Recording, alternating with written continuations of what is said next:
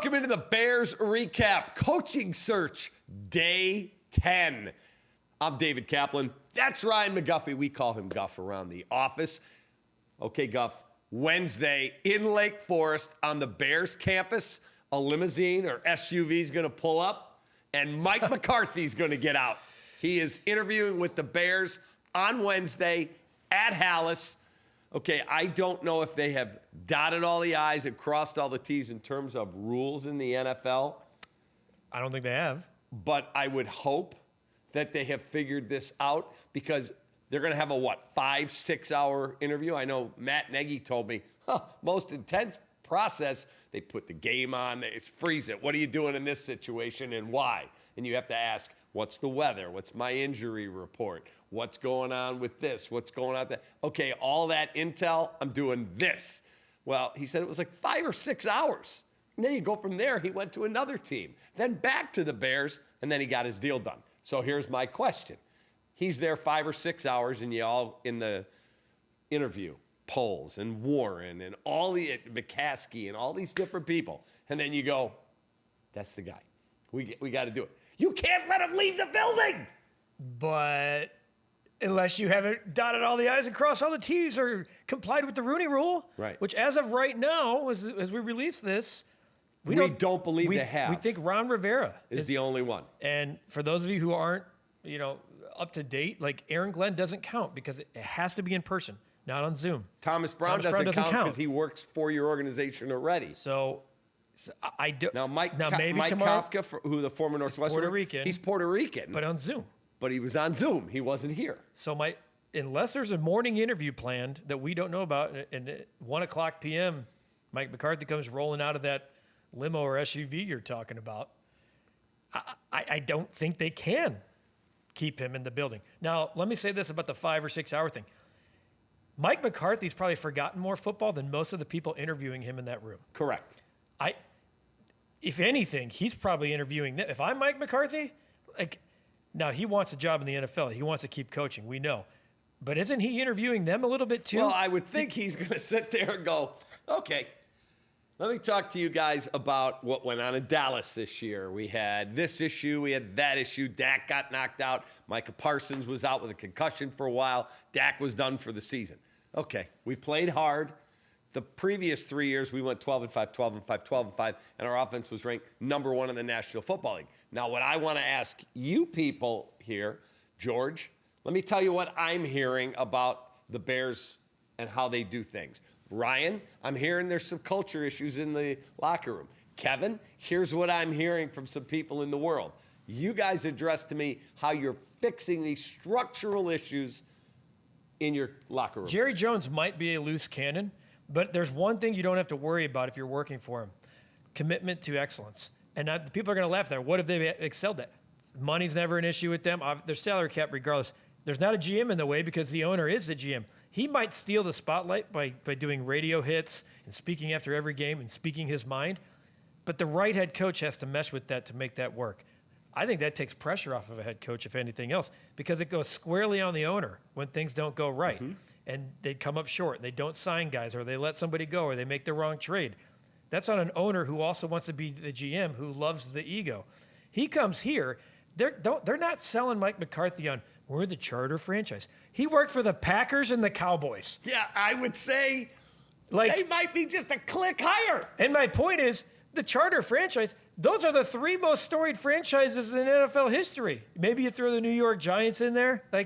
But this guy's worked for all of them at the biggest buildings, literally. Renovated Lambeau, Jerry's World. You think him coming to the spaceship is going to be some kind of daunting task for Mike McCarthy? No. That's why I'm saying, I am not saying he's my number 1. He's in my top 3 because of what he's done. His resume speaks for itself. He has 3 10-loss seasons, as we reported yesterday, in 18 years. The Bears have 8 in the last 11 and 4 straight. The guy turns around programs. He brings consistency and stability.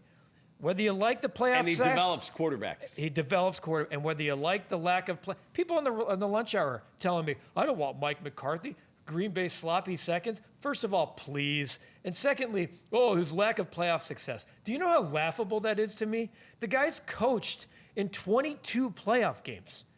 You have to go back 40 years to get 22 playoff games for the Bears. He won a Super Bowl, and I believe he's been to, 4 NFC title games? Yeah, I mean, for those scoring at home. I mean, I would like that kind of failure for us. Yeah, I would love. You know what I would love on Wild Card Weekend? To be sitting there talking about another season that got away. Another one. Like, I really would love to be sitting here going, God, 12-5, it felt so great. And then next year you go 12-5 again. And you talk about building off of last year's playoff loss. We can't even, we're out of the hunt. You know how Fox does the in the hunt? Like, if it's week 10 and the Bears are in the hunt, it's like, there's progress. Yeah, exactly. I mean, I just think he has become so much more attractive this week for the Bears as a viable, legitimate, stable candidate. And it might not be sexy, and it might not get you going, man, we got Mike McCarthy. But if you take a 30,000-foot view of this situation and go, we had Ben Johnson, we had all the hot names. We've done the hot coordinator before. And you and I are, I'm not convinced. We're on the same page here. I will save these receipts. They'll be out there on YouTube. If Ben Johnson fails as a head coach, it doesn't mean he's not a great play caller or coordinator. It just means that's not the role. He might be a Hall of Fame head coach. We don't know. But I know more about Mike McCarthy being a CEO and leader of a group in 2 different cities than I do about Ben Johnson. It's just a fact. He hasn't been given the opportunity. This team, to me, needs some kind of stable veteran that understands the program, understands the NFL, understands the media, understands cold weather, warm weather, travel, weight room, diet, the whole 9 yards. Mike McCarthy is that. Pete Carroll is that. Mike Vrabel is that in New England now. That's the type of guy, in my opinion, that needs to be the head coach of this Chicago Bears team. It's a time and place thing. I think it's the right time and right place in this particular situation. In 3 years from now, if Mike McCarthy's fired, so be it. I don't know if it'll be the wrong hire. It just didn't work. All right, so when he pulls up in the SUV, limo, however they get him here, don't fly him, coach. Please, George. Oh, God. Don't fly him, coach. Get in that Jets account, which I think I heard that you finally did, and get him up to Chicago executive, fly him in, limo or SUV, over to Hallis. When he walks in, have some deep dish pizza. I know someone that can hook you up. Have some Rainbow Cones ice cream. Have some Chicago hot dogs. No ketchup. We don't put ketchup on our hot dogs here in Chicago. Have something like a spread. Cap. Have a little laugh. This is what we're about in Chicago, Mike. Have something to eat. Hey, let's relax. And then let's go. Have some Mars Cheese Castle. I mean, play into it, dude. Yeah. Play into it. Have Here's a big a little old cheese from up in Kenosha. Yeah, and have a laugh with it because you beat our ass for all those years. Let's flip the script here. And by the way, you get Mars on the way up to Green Bay. Yeah. Like, have some fun with it. You know? Agreed. Be a little bit of there should be self-deprecation. Your resume screams it. Correct. Play into it, man. Play into it. Stop being so tight and just stop being vanilla. Correct. Okay? Let's stop. really recruit somebody and let's get the best candidate. Now, Ben Johnson cannot talk to the Bears again until after the NFC title game before the Super Bowl. Do you wait that long? I don't know. But today, Dan Graziano from ESPN, great dude, great reporter. Dan, the intrepid reporter, made his predictions on who's going where of the remaining 5 jobs. 6. 6 jobs. So Yep, we got because Dallas. the Cowboys are now open. Right, So the Dallas, Chicago, New Orleans, Jets, Raiders. Jacksonville. So there's the 6. Okay, Dan said the Bears are going to get Brian Flores. Look, I like Brian Flores. I think he deserves a second chance. Mike Tomlin, who, by the way, today said, for those of you thinking about calling, see if they can trade for me, don't waste your time. I'm not going anywhere. So he predicted Flores to the Bears. He also said, Tomlin did, Flores is the single best person in the world who's not currently an NFL head coach that should get a job. Maybe in another cycle or maybe in another situation for the Bears. I want a proven head coach. I'm not saying Flores doesn't have experience. I want McCarthy for this reason. Look, you roll the dice with Ben Johnson, Todd Monken. It's a roll of the dice. Mike McCarthy checks all the boxes. Flores, that whole thing that he was a bully to Tua. I don't need that right now with Caleb. I just think I mentioned time and place. This particular time at this particular place, I don't see a match. The one thing I think they do need from Brian Flores is accountability and the ability to light up a room. And he doesn't care. He's not trying to be your friend. He's trying to be your football coach and win football games. I think Brian Flores, absolutely. Highlight, check, circle that box. But I need, like, who's that staff? What's the plan for Caleb?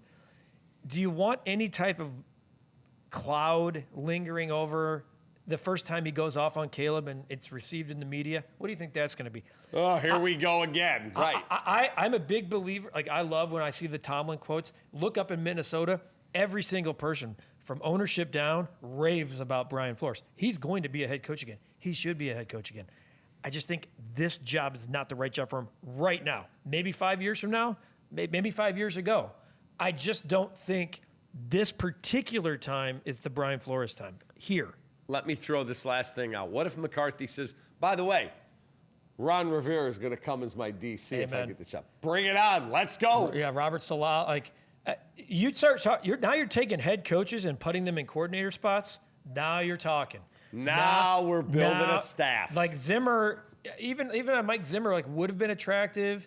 Like, that's who he had in Dallas. They were boat raced a lot. If you look at the amount of points they gave up in Dallas this year, like, that would concern me. But former head coach in this division, you start doing stuff like that, I'm taking notice. Like, I always talk about the Detroit Lions coaching staff because I love it so much. Yeah, with it's such a Antoine model. Randall and all these ex-players. Hank Fraley, like, all these dudes. Aaron Glenn. I mean, it's just a bunch of really great players that are. Scotty Montgomery's the running backs coach. I could keep going on. Steve Hyden's the tight ends coach, because they played the game, players respect it, and they're good coaches. If you build a staff like that here in Chicago, I think it works. I think it's what they need. I think we'll see. We'll see. What scares me most, you talked about letting them get away. I think they have to let them get away as of right now, as we release this video. But don't wait too long. If you're waiting for Ben Johnson, if you're waiting for Aaron Glenn, if you're waiting for Joe Brady, you might and not you keep get him. waiting, there's two things that are going to happen. He's not yours. He's going somewhere else. Not yours, going somewhere else. Or he stays in the current situation, and you've waited too long, and now you're going Cap or Guff, Guff or Cap, Cap or Guff, Guff or Cap. Oh, I like them both. Let's just pick one. No. If you get a guy and you love the guy, hire the guy. And staffs start getting filled out. You want to get the best assistants. All right, we'll have another Bears recap on Wednesday after we get some clarity on the Mike McCarthy interview. He's in Chicago. I would imagine they're flying him in the morning. Maybe if you see him around town on Tuesday night, buy him a drink. Tell him why this city, it should be his next home. For Guff, I'm Cap. Take that.